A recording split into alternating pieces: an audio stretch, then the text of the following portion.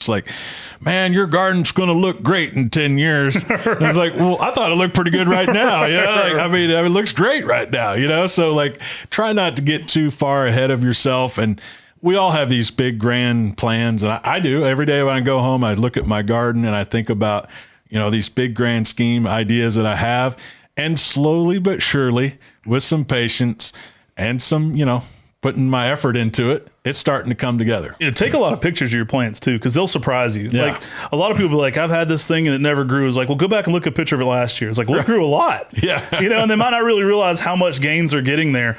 But it's interesting. My dad said never pray for patience because the Lord will bring it, right? You'll get a lesson that teaches you patience.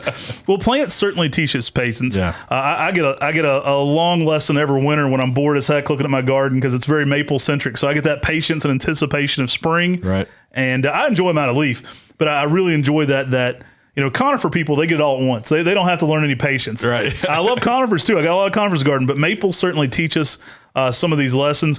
Now, don't be afraid to start with a smaller plant like Brian said, because even in that 3 to 4 year span, a lot of times those trees are going to outperform in the ground than they did in the landscape. Buy what you want, plant it, enjoy it, and don't be afraid to enjoy it at every stage. I think that's something people miss. Like I used to do tons of garden shows. We used to do 30 garden shows a year. And, you know, the number one thing I would get from people that are older in life would be like, I'll be dead and gone before that thing is the big, you know, at maturity. Right. Well, I will be too. Yeah. I don't know what that means. You know, I don't know what that means. I got a 3-year-old. If he plants a Nakakomoto weeping, he ain't going to see it be 400 years old, right? I don't think he was living as long as Noah. So you got to figure this out.